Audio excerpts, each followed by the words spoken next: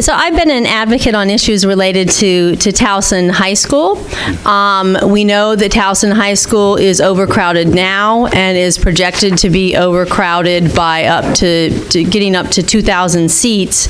We also know that Towson High has infrastructure issues. Could each of you speak to what you think the ideal size would be for Towson High School, given that the high school is the smallest property in Baltimore County, 27 acres, with the Herring Run stream running through it?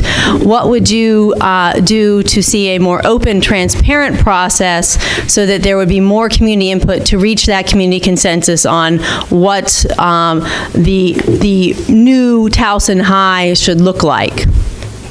Thank you. So the schools with the overcrowding and the fact that we do need a new high school,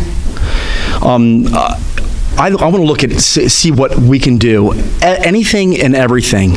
It's important because I have young kids, 7 and 10, and they're going to be going there. They're going to be going to Dumbarton.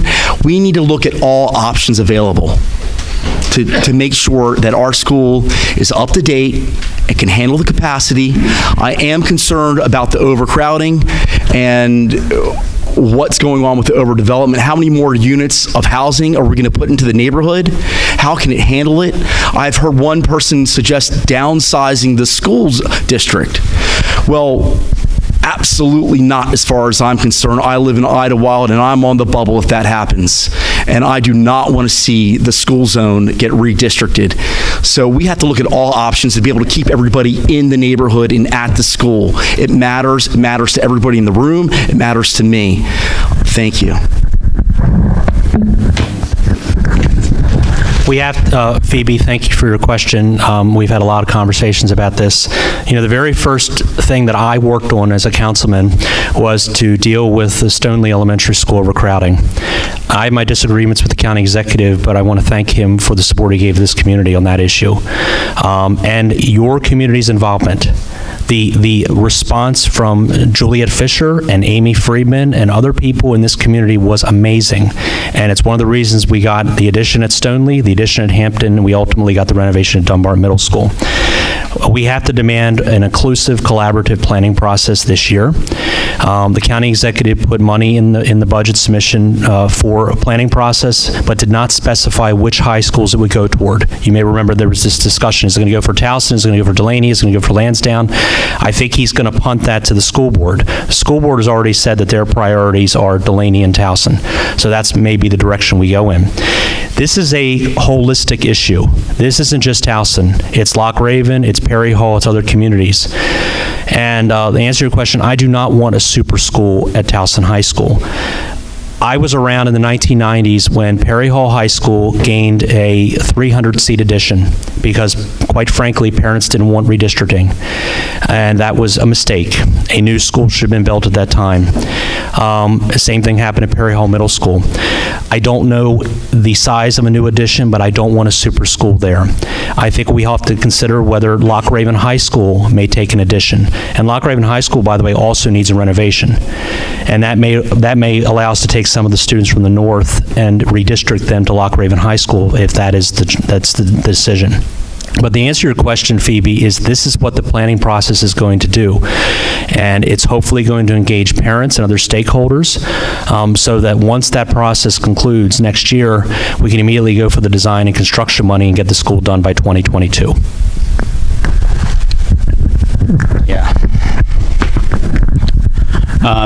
Well, I think the one thing that we probably all agree on with Towson High School is regardless of what happens, there's going to be a significant number of people who are upset.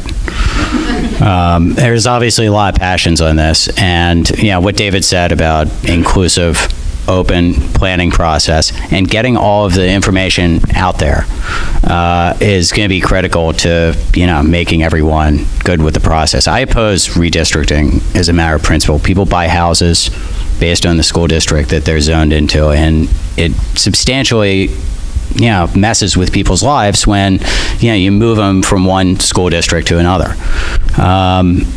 So, I mean, yeah, but I don't have all the answers. I mean, it's, there's certainly some areas that, like north of the Beltway and west of Falls Road, where you're wondering, why is this in the Towson catchment?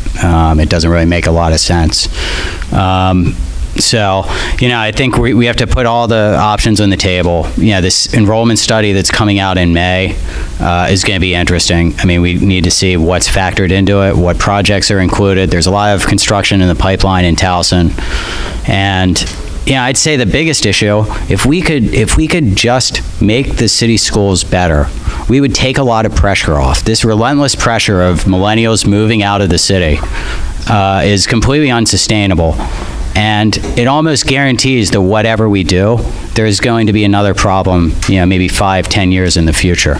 And that is something that, we really need to look for. Maintaining the status quo in that system is not working.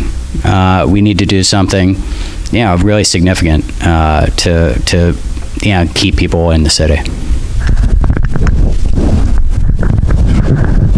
Well, I totally agree that we need to fortify the education system in the city and need to put more thought and attention there. But as to the specifics that you've asked, Phoebe, I really don't know what the right number is.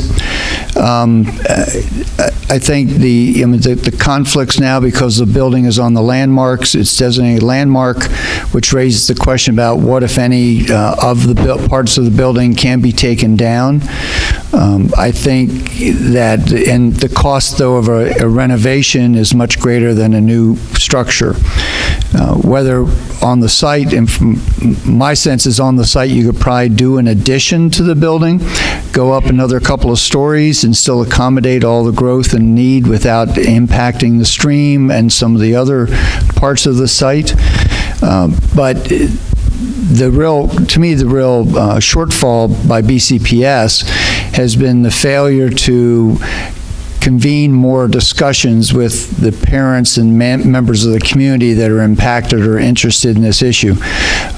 Starting last fall, I encouraged the school system to start holding meetings. I know realistically there's sort of the timing, they weren't at a point they could actually say this is what's going to be done, but once the county executive said there's going to be planning money, to me that was the trigger for bringing more people together and saying, let's have a conversation about what this means.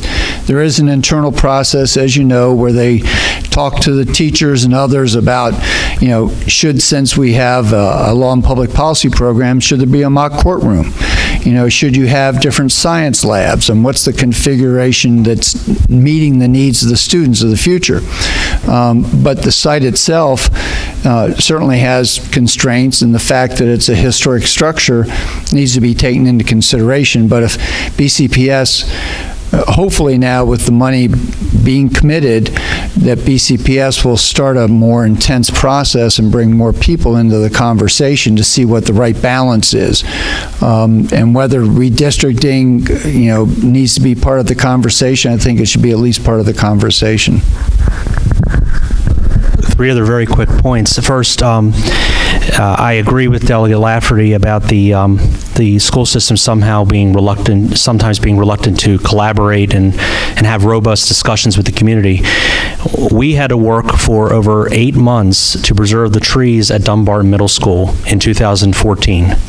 It was ridiculous, and it came out to a decision that could have been reached much earlier, simply with a good give and take. The second point is that, the problem with overcrowding is, yes, development does have a role, but so do demographics. It was 10 years ago that the neighborhoods in southern Towson started seeing this influx of younger families who were coming up from Baltimore City and other places because they liked the quality of the schools. You're now seeing that elsewhere.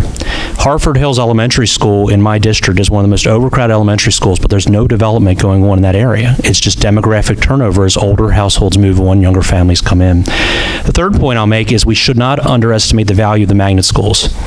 We have an outstanding system of magnet schools in this county, and that actually provides a relief valve for overcrowding.